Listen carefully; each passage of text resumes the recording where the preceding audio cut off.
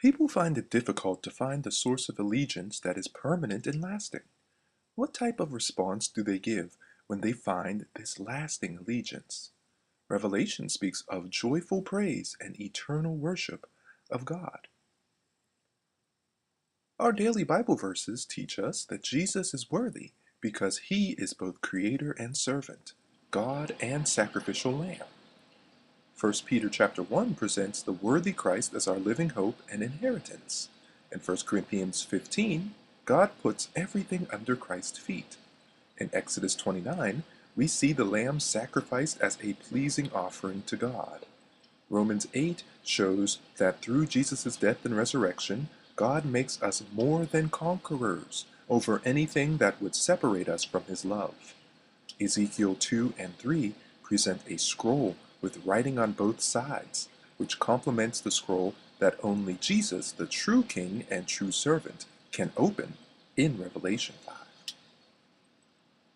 The recipients of the book of Revelation were the 7 churches of Asia Minor, a region today known as Turkey. The issues they were contending with were not entirely different from many of the issues with which churches struggle today. Among the list of sins plaguing these churches were false teachers, a loss of passion for God, occult activity, sexual immorality, idolatry, and greed. Fortunately, many churches were doing good things as well, and John was careful to encourage them to continue. The overall purpose of Revelation was to encourage the 7 churches to remember that God is in control of the affairs of the world. And that brings us to our Bible verse for today, which reads, saying with a loud voice, worthy is the Lamb that was slain to receive power and riches and wisdom and strength and honor and glory and blessing. Revelation chapter 5, verse 12. In heaven was a scroll containing God's plan for the world and his holy people, yet no one in heaven or on earth was found worthy to open it except the Lion from the tribe of Judah, the root of David. The word lion in verse 5 refers to Christ and signifies power and rulership. Although one of the elders identifies Christ as the Lion of the tribe of Judah, he appears before John's eyes as a lamb, as if it had been slain. The contrasting descriptions evoke powerful imageries. Rulership, lion, and servanthood, lamb, are wrapped up in the single person of Jesus Christ. By noting what happened before and after this moment, we can appreciate how God the Father, the Son, and the Spirit are all present with one another. The Lamb is in the center of the throne, then approaches someone on the throne.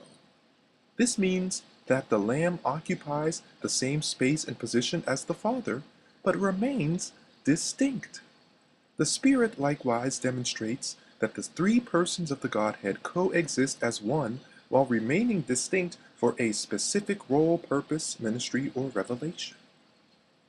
The previous hymn of praise in the heavenly court scene that John saw is offered to God as Creator.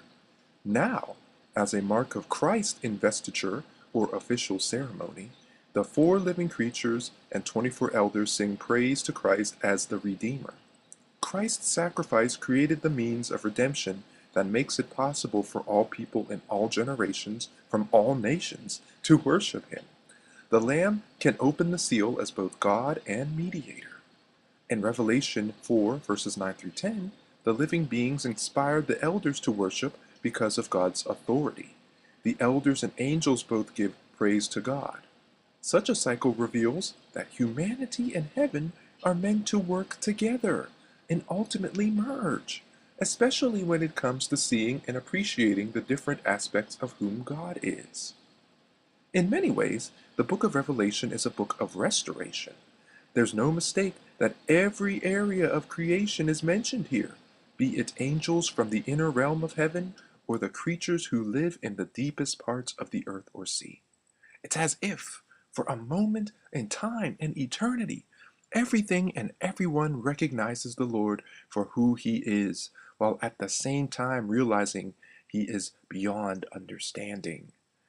Heavenly Father, fill our hearts with what we truly desire, for who we truly seek is you.